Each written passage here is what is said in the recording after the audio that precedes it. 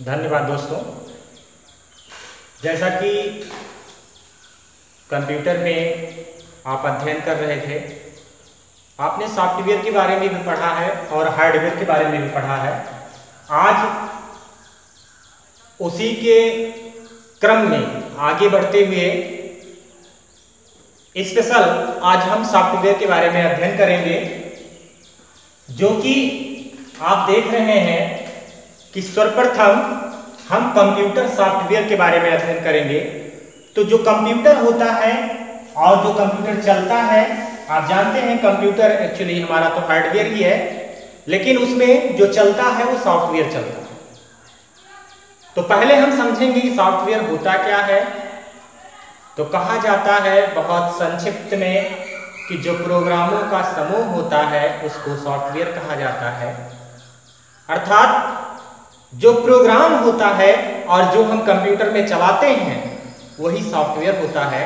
दूसरी भाषा में कहा जाएगा कि सॉफ्टवेयर उन प्रोग्राम या निर्देशों के सामूहिक स्वरूप को, ध्यान दीजिएगा, यानी कि जो प्रोग्राम होता है और प्रोग्राम में जो निर्देश होते हैं और वो निर्देश एक सामूहिक रूप में जो हम अपने हार्डवेयर पर कार्य करते हैं, और जो हमारा हार्डवेयर होता है उस हार्डवेयर पर जो हमारे निर्देश होते हैं वो क्रमबद्ध तरीके से हम उस पर हमारा निर्देश क्रमबद्ध कमांड के रूप में सेट होता है और उसको हम सॉफ्टवेयर कहते हैं। ठीक है, जहाँ तक मुझे समझ में आ रहा होगा कि सॉफ्टवेयर अब तो समझ में आ गया होगा कि सॉफ्टवेयर क्या होता है। प्रोग्रामों के समूह को सॉफ्टवेयर कहा जाता है, और जो प्रोग्राम होता है उन प्रोग्राम में निर्देशों का एक समूह होता है जो किसी भी हार्डवेयर पर लागू होता है, और उसी निर्देश जो दिया जाता है वो निर्देश एक क्रमबद्ध तरीके से सेट किया जाता है ताकि मेरा हार्डवेयर कंपोनेंट्स सही से काम कर सके और मशीनी भाषा समझ सके। यानी सॉफ्टवेयर का मुख्य कारण है हमारी जो बात है, यानी हमारा जो निर्देश है उसको मशीनी भाषा में कैसे प्रेजेंट किया जाए, मशीनी भाषा में कैसे समझाया जाए। ठीक है, और जो हार्डवेयर मशीनी भाषा को समझ जाता है या उसके निर्देशों का पालन करने लगता है वही सॉफ्टवेयर कहलाता है। ठीक है, अब हम आज अध्ययन करेंगे कि जो सॉफ्टवेयर होता है, कहा जाता है टाइप्स ऑफ सॉफ्टवेयर, सॉफ्टवेयर के प्रकार। मुख्यतः जो सॉफ्टवेयर होता है वो दो प्रकार के होते हैं। वैसे तो सॉफ्टवेयर विभिन्न प्रकार के होते हैं, अभी हम जान जाएंगे क्या क्या होता है, लेकिन हम जानेंगे जो एक्चुअली रियल होता है वो सॉफ्टवेयर मुख्यतः दो प्रकार के होते हैं। एक होता है सिस्टम सॉफ्टवेयर और दूसरा जो होता है एप्लीकेशन सॉफ्टवेयर। अब यदि हम सिस्टम सॉफ्टवेयर की बात करते हैं तो सिस्टम सॉफ्टवेयर हमारे पूरे कंप्यूटर को नियंत्रित करता है, यानी चलाता है, कंट्रोल करता है। ठीक है, और उस सिस्टम सॉफ्टवेयर के अंतर्गत सिस्टम सॉफ्टवेयर मुख्यतः दो भागों में बांटा गया है। यानी सिस्टम सॉफ्टवेयर का काम है कि पूरे कंप्यूटर सिस्टम को पूर्णतया नियंत्रित करना। ठीक है, और उसको दो भागों में बांटा गया है। यानी पहला है SUSS और दूसरा है MUSS। पहले मतलब समझ लेते हैं। SUSS का मतलब होता है सिंगल यूजर, ध्यान दीजिएगा, सिंगल यूजर। ठीक है, यहां पर आपका सिंगल यूजर सॉफ्टवेयर है। ठीक है, यानी सिंगल यूजर सिस्टम कहा जाता है, सॉफ्टवेयर सिस्टम कहा जाता है। इसका मतलब है कि सिंगल यूजर, आपका नाम सुने होंगे, जैसे नाम से ही स्पष्ट है, सिंगल का मतलब होता है एक, यानी एक व्यक्ति एक समय में एक ही कार्य करे उसको कहा जाता है SUSS, यानी सिंगल यूजर ऑपरेटिंग सिस्टम। इसका पूरा नाम समझ लीजिए, सिंगल यूजर ऑपरेटिंग सिस्टम। एक यूजर एक समय में एक ही कार्य करे उसको सिंगल के अंतर्गत रखा जाता है। यहां पर है MUSS मतलब मल्टी यूजर। हम समझेंगे कि जो मल्टी यूजर होता है यानी एक व्यक्ति एक समय में कई कार्य को करता है तो वो आ जाता है मल्टी यूजर ऑपरेटिंग सिस्टम। ठीक है, इसका सर्वोत्तम उदाहरण ध्यान दीजिए कि जो SUSS है उसका सर्वोत्तम उदाहरण है MS DOS। ठीक है, MS DOS का हम जिक्र करते हैं यहाँ पे। ठीक है, यानी माइक्रोसॉफ्ट डिस्क ऑपरेटिंग सिस्टम, जो पूर्णतया कमांड पर निर्भर होता है। ठीक है, यानी कमांड पर जब निर्भर होता है, उसमें कोई भी जब निर्देश दिया जाता है तो कमांडों के माध्यम से दी जाती है।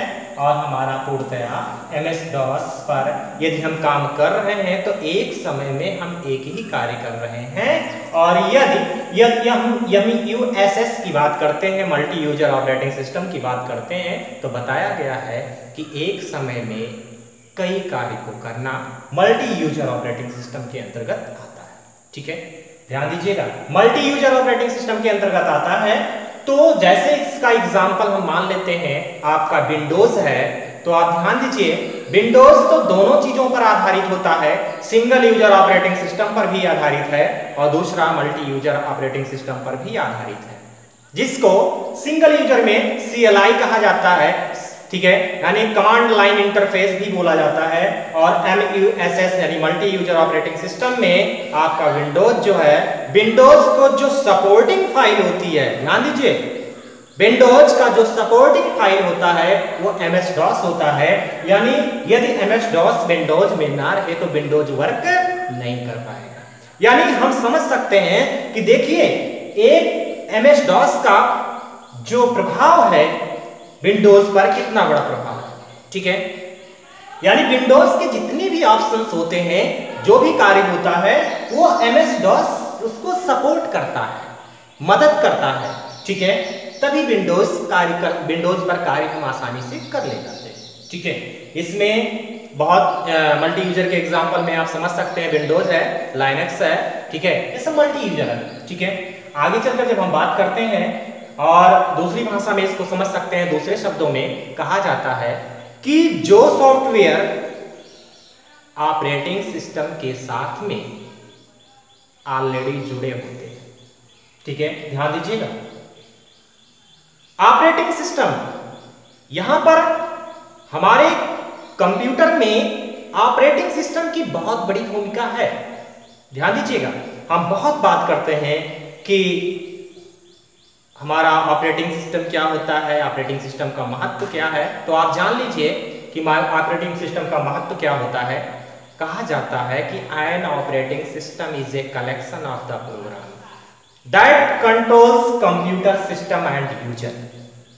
यानी ऑपरेटिंग सिस्टम को कहा जाता है कि ऑपरेटिंग सिस्टम प्रोग्रामों का वह समूह होता है जो पूरे कंप्यूटर सिस्टम को, that controls computer system and user, क्या करता है, पूरे कंप्यूटर सिस्टम को कंट्रोल करता है और कंट्रोल करने के साथ साथ में यूजर को भी नियंत्रित करता है। ठीक है, यानी ऑपरेटिंग सिस्टम वो होता है। ठीक है, और उसी ऑपरेटिंग सिस्टम से जो आपके सामने दो सॉफ्टवेयर आप देख रहे हैं, सिस्टम सॉफ्टवेयर और एप्लीकेशन सॉफ्टवेयर, उसी से ही उसका जन्म हुआ।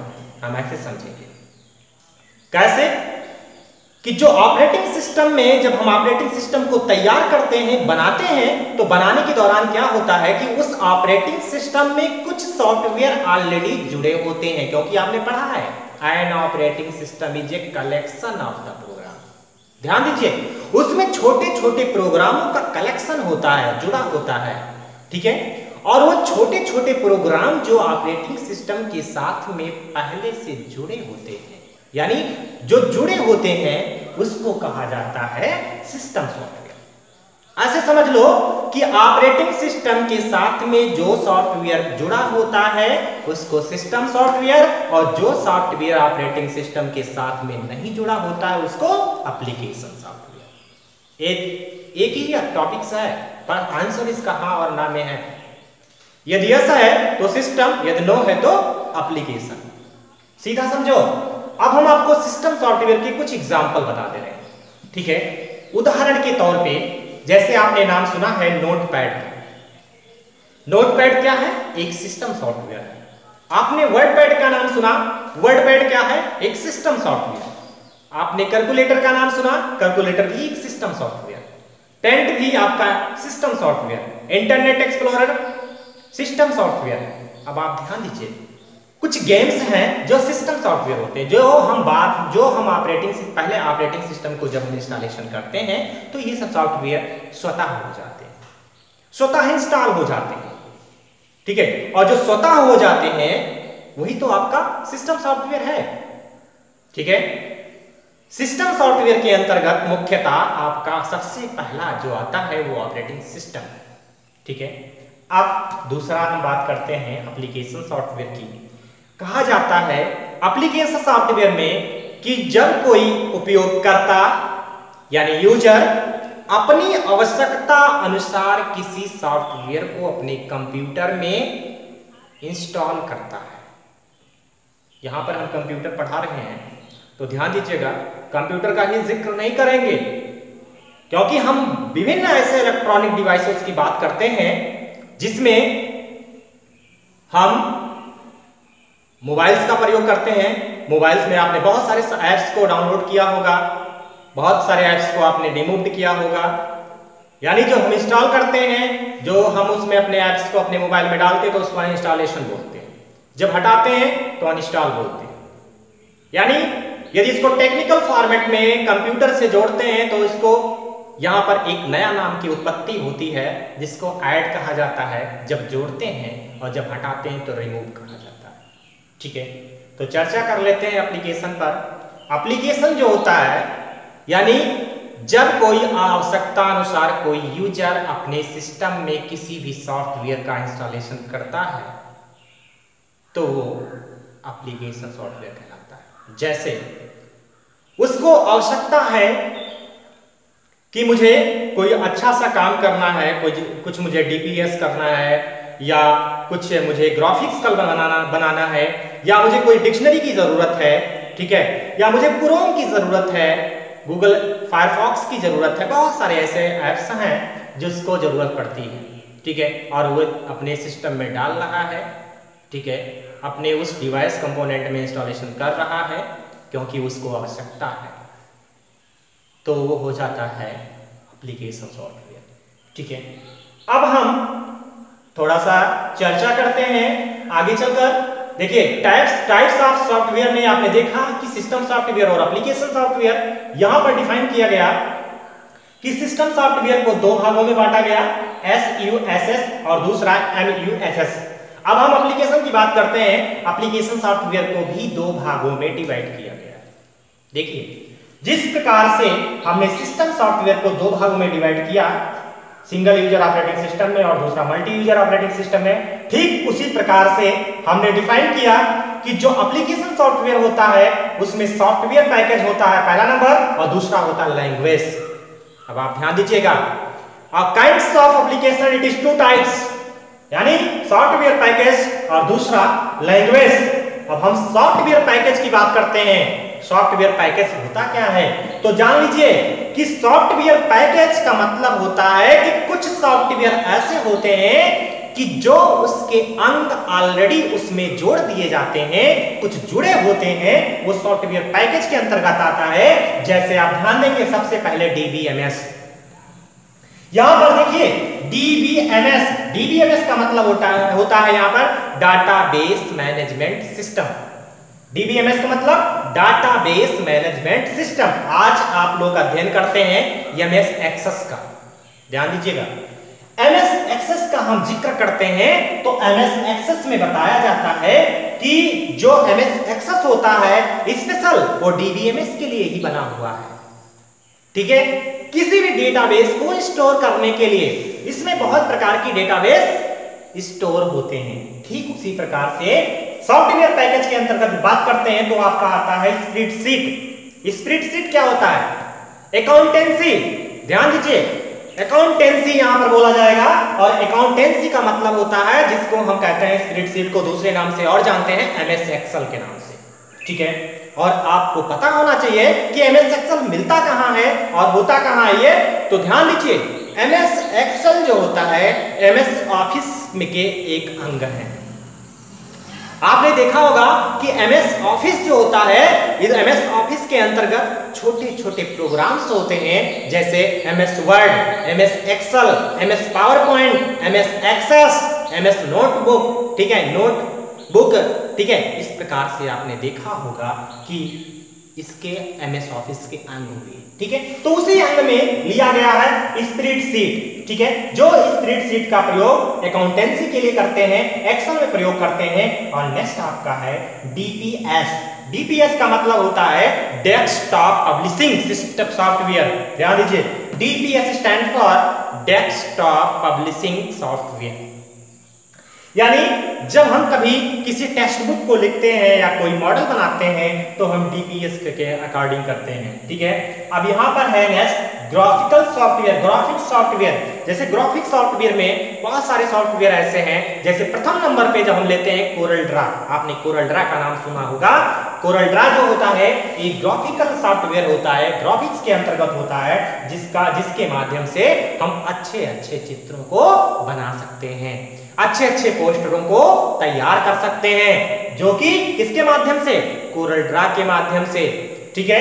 जैसे किसी का शादी विवाह होता है, जो कार्ड बनता है कोरल ड्रा से बनता है, अच्छे से, अच्छे तरीके से, ठीक है। ये सब काम हम ग्राफिकल सॉफ्टवेयर से करते हैं, ग्राफिक्स सॉफ्टवेयर से करते हैं। अब हम बात करते हैं डाटा कम्युनिकेशन सॉफ्टवेयर के अंतर्गत। ध्यान दीजिए, जब किसी भी आंकड़े का संचरण होता है, ठीक है, और संचरण में बताया जाता है कि जब संचरण होने के दौरान, यानी डाटा कम्युनिकेशन संचरण कैसे, जैसे एक डिवाइस से दूसरी डिवाइस में ट्रांसफर करना, या एक डिवाइस से दूसरे डिवाइस पर बात करना। जैसे एक मोबाइल मेरा है, एक मोबाइल किसी और का हो, हम कॉल कर देते हैं, हम बात करते हैं उनसे। तो आप जानते हैं कि अब हम थोड़ा सा इसमें अच्छे से अध्ययन कर लेते हैं कि जो डाटा होता है मतलब आंकड़ा, ठीक है। और आंकड़े में आपने अध्ययन किया होगा, ध्यान दीजिएगा, आंकड़े में आपने अध्ययन किया होगा कि जैसे हम अपने मुख से किसी भी शब्द को यदि बोलते हैं तो बोलने के दौरान क्या होता है कि हमारे मुख से ध्वनियों का संप्रेषण होता है, ध्वनियों के माध्यम से बातचीत होता है, और ध्वनियों के मेल को क्या कहा जाता है, वर्ण, और वर्णों के मेल को शब्द। अब आप ध्यान दीजिए, ऐसे समझिए, जो ध्वनियों का मेल होता है वो वर्ण होता है, और वर्णों के जो मेल होते हैं वो शब्द होते हैं। इस प्रकार से जब हम कहीं बातचीत करते हैं तो बातचीत करने के दौरान हमारे ध्वनियों के माध्यम से संचरण होता है, बातचीत का संचरण होता है, यानी शब्दों को प्रेषित करते हैं। तो वो शब्द जो प्रेषित करते हैं तो वो आता है डाटा कम्युनिकेशन सॉफ्टवेयर के अंतर्गत, ठीक है। जहां तक मुझे समझ में आ गया होगा, ठीक है, कि सभी लोगों को समझ में यहाँ तक आ गया होगा कि जो सॉफ्टवेयर पैकेज होता है, हमने सॉफ्टवेयर पैकेज के अकॉर्डिंग हमने 4-5 चीजों का अध्ययन किया। डीबीएमएस का अध्ययन किया, स्प्रेडशीट का अध्ययन किया, यहाँ पर डीपीएस का अध्ययन किया, और ग्राफिक्स सॉफ्टवेयर का अध्ययन किया। नेक्स्ट डाटा कम्युनिकेशन का भी अध्ययन किया यहाँ पे। अब हम चर्चा करते हैं लैंग्वेज की। अब आप ध्यान दीजिए, बोर्ड पे यहाँ पर लिखा गया लैंग्वेज, और लैंग्वेज का मतलब होता है भाषा, ठीक है। अब कंप्यूटर में आप जानते हैं कंप्यूटर भाषा, और कंप्यूटर किस भाषा को समझता है, ये ध्यान दीजिए, कंप्यूटर मशीनी भाषा को समझता है। और जब मशीनी भाषा को समझता है तो कंप्यूटर की जो मशीनी भाषाएं होती हैं वो मुख्यतः 2 प्रकार की होती है, ठीक है। कितने प्रकार की? 2 प्रकार की। एक होता है यल यल यल, और दूसरा होता है यच यल यल। अब आप ध्यान दीजिएगा, यल यल का मतलब होता है लो लेवल लैंग्वेज, यानी निम्न स्तरीय भाषा। हम समझेंगे, जब बच्चा छोटा होता है, जैसे 2 साल का बच्चा है, 3 साल का बच्चा है, तो उसको क्या करते हैं, पहले हम ज्ञान देते हैं, अक्षर का पहचान कराते हैं, उसको सिखाते हैं कि ये बेटा ऐसे नहीं ऐसे बनता है, उसको हम सुधार करते हैं। वहीं से सुधार करना, डायरेक्टली कोई चीज नहीं सीख जाता है, ठीक है। हम उसको निम्न स्तर से चलते हैं। तो वैसे जब हमें कंप्यूटर में भाषाओं का अध्ययन करना होता है तो उसमें सर्वप्रथम हम निम्न स्तरीय भाषा के अनुसार काम करते हैं। उसको मैं छोटे छोटे कोडों को बताता हूं। जब बच्चा छोटे छोटे कोडों को उनको सीख जाता है, आगे चलकर वो बड़ा हो जाता है, तो वो अच्छे अच्छे कोडिंग को अपने मन से स्वतः करने लगता है और अच्छे अच्छे कोडिंग के माध्यम से वो अपनी सॉफ्टवेयरों को तैयार करता है। ठीक है, तो यहाँ पर बताया गया निम्न स्तरीय भाषा में यानी लो लेवल लैंग्वेज, और लो लेवल लैंग्वेज में जैसे आपका आता है बेसिक, आपने नाम सुना होगा बेसिक का, beginners all purpose symbolic interaction of code. ठीक है, अब आप ध्यान दीजिएगा, इसमें नेक्स्ट है HLL, इसका मतलब होता है हाई लेवल लैंग्वेज। जैसे मैंने बताया आपको कि पहले निम्न सिखाया जाता है, उसके बाद उच्च सिखाया जाता है, तो यहाँ पर उच्च स्तरीय भाषा की बात होती है, यानी हाई लेवल लैंग्वेज की बात होती है। तो हाई लेवल की लैंग्वेज में यदि बात करते हैं तो हाई लेवल लैंग्वेज में सर्वप्रथम जो हमारी भाषा बनी है हाई लेवल लैंग्वेज में, वो है फोर्टान, FOR। अब आप ध्यान दीजिए, FORTRAN, फोर्टान कहा जाता है जो प्रथम हाई लेवल लैंग्वेज है। और फोर्टान स्टैंड फॉर होता है, फोर्टान का पूरा नाम होता है फार्मूला ट्रांसलेटर। ध्यान दीजिएगा, फोर्टान का पूरा नाम क्या होता है? Formula translator. अब फार्मूला ट्रांसलेटर प्रथम यानी प्रथम भाषा है, और प्रथम में कौन सा? उच्च स्तरीय भाषा है।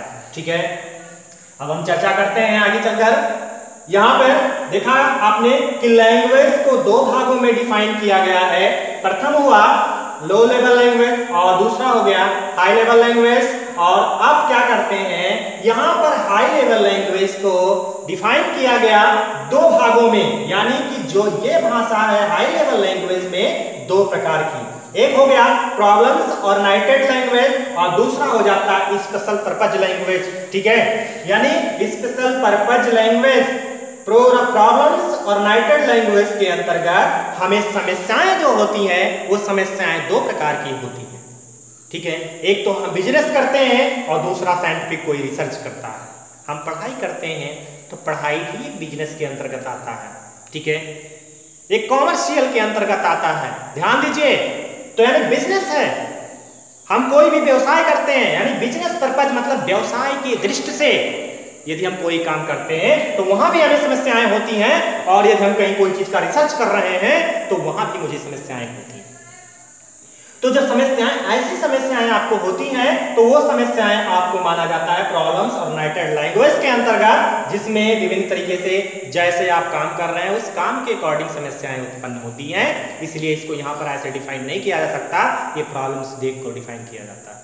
ठीक है, यहाँ पर साइंटिफिक रिसर्च, वैज्ञानिक कोई रिसर्च कर रहा है, उसमें भी समस्याएं विभिन्न तरीके से आती हैं, कहीं टेक्निकल प्रॉब्लम्स, कहीं सैटेलाइट का प्रॉब्लम्स, बहुत सारी समस्याएं होती हैं, उसको भी देखकर वहां पर सॉल्व किया जाता है। देखिए, फिर नेक्स्ट है आपका स्पेशल पर्पज लैंग्वेज में, यानी विशेष उद्देश्य। ध्यान दीजिए, पर्पज का मतलब होता है उद्देश्य और स्पेशल का मतलब विशेष, और लैंग्वेज का मतलब भाषा, यानी विशेष उद्देश्य के द्वारा हमारा जब काम किया जाता है कोई चीज, तो एक होता है पैकेज। इसको तीन भागों में डिफाइन किया गया है, पैकेज, कंपाइलर और इंटरप्रेटर।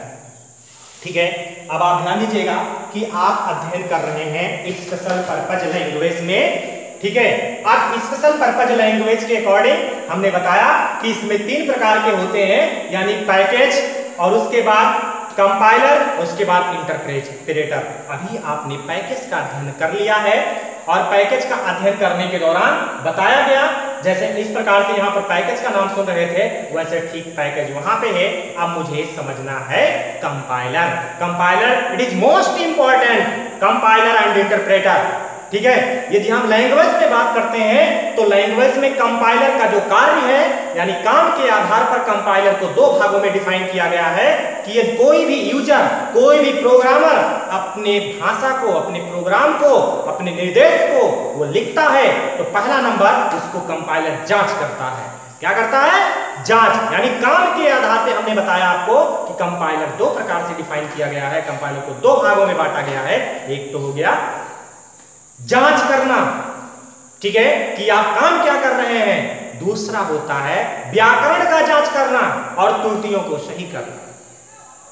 पहले नंबर पर आपके निर्देश को जांच करता है कि काम सही किए कि नहीं किए, और दूसरा नंबर ये करता है कि आपका जो आप प्रयोग कर रहे हैं क्या वो शब्द सही है या गलत है। सही यानी कि कह सकते हैं कि कंपाइलर का मतलब हो गया पूर्णतया आपके प्रोग्रामों को एक ही बार में एग्जीक्यूशन करना, एक ही बार में रन करना कंपाइलर कहलाता है। ठीक है, समझ गए होंगे कंपाइलर क्या होता है। यानी कोई भी प्रोग्राम आप एक बार लिख देते हैं तो कंपाइलर उसको एक ही बार में पूरा चेक करेगा और चेक करने के बाद उसमें जो भी त्रुटियां होंगी, जो भी गलतियां होंगी, उसको एक ही बार में शो करेगा। यानी इसका काम है पूर्णतः एक बार में शो करना। और ठीक उसी प्रकार से आपका जो इंटरप्रेटर है, और इंटरप्रेटर का मतलब होता है कि आपकी त्रुटियों को लाइन बाय लाइन चेक करना, यानी स्टेप बाय स्टेप चेक करना।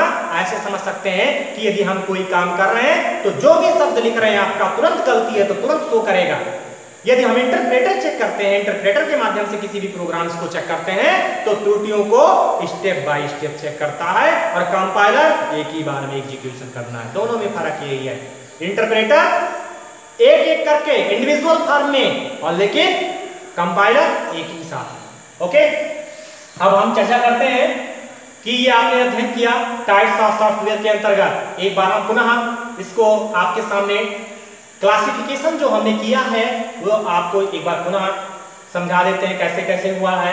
देखिए, टाइप्स ऑफ सॉफ्टवेयर को दो प्रकार से डिफाइन किया गया, सिस्टम सॉफ्टवेयर और एप्लीकेशन सॉफ्टवेयर। सिस्टम सॉफ्टवेयर को दो भागों में डिफाइन किया गया, SUSS में और दूसरा MUSS में।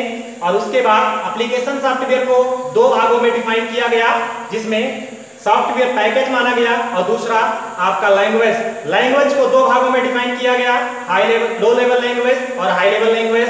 और जो हाई लेवल लैंग्वेज है उसको दो भागों में डिफाइन किया गया, प्रॉब्लम्स ओरिएंटेड लैंग्वेज और दूसरा स्पेशल पर्पज लैंग्वेज।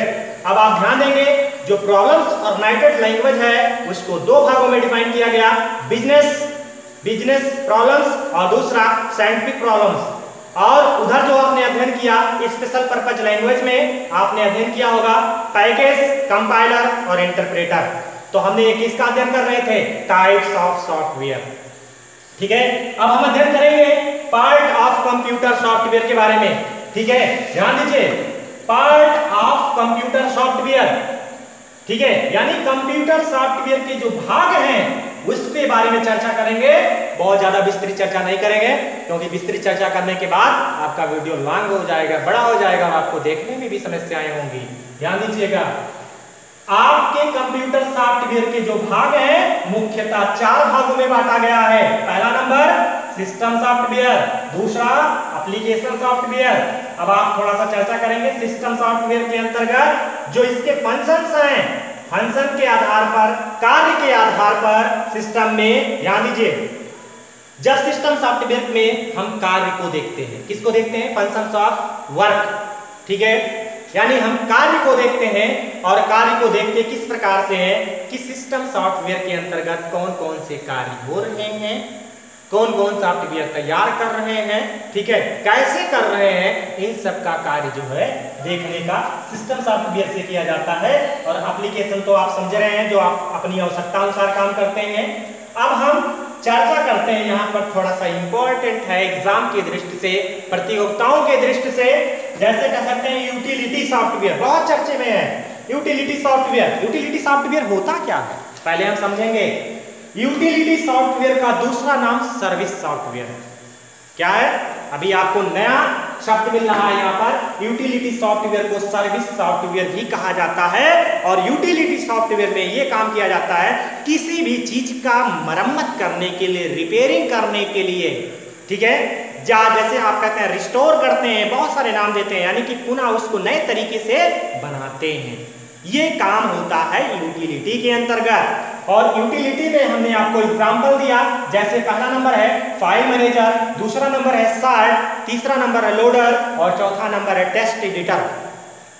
ऐसे जो है आपका फाइल मैनेजर, सॉर्ट और लोडर जो होता है, टेक्स्ट एडिटर, ये सब आते हैं यूटिलिटी के अंतर्गत। ठीक है, जिसमें किसी भी चीज का मरम्मत करने के लिए प्रयोग किया जाता है। अब हम बात करते हैं जनरल पर्पज सॉफ्टवेयर के अंतर्गत। जनरल पर्पज सॉफ्टवेयर के अंतर्गत मतलब होता है सामान्य उद्देश्य के आधार पर। देखिए, यदि हम कोई काम कर रहे हैं तो हमारे जो उद्देश्य होते हैं दो होते हैं। एक तो सामान्य दृष्टि के लिए होता है और दूसरा भी विशेष दृष्टि के लिए होता है। यानी एक किसी कार्य को करना है और यदि हमें सिंगल एक कार्य को सभी लोग से करवाता है। जैसे मैं वर्ड पे काम कर रहा हूँ, MS वर्ड पे काम कर रहा हूँ, तो MS वर्ड पर कार्य करने के दौरान क्या होता है कि सभी जितने हमारे पास स्टूडेंट हैं सभी लोग MS वर्ड पे काम करें। तो ऐसे कार्य सामान्य उद्देश्य के अंतर्गत आ जाते हैं। लेकिन ये 10 स्टूडेंट हैं, 10 लोग वर्ड का प्रयोग करते हैं तब सामान्य होगा। लेकिन ये 10 स्टूडेंट में से 9 स्टूडेंट वर्ड का प्रयोग कर रहे हैं और एक भी स्टूडेंट किसी अदर सॉफ्टवेयर का प्रयोग कर रहा है तो वो हो जाएगा विशेष। क्या हो जाएगा? विशेष। ठीक है, अब इसके बाद हम आपसे नेक्स्ट वीडियो में चर्चा करेंगे। तब तक आप लोग अच्छे से तैयार करिए। ठीक है, एक कॉन्सेप्ट पढ़िए लेकिन अच्छे से पढ़िए। धन्यवाद।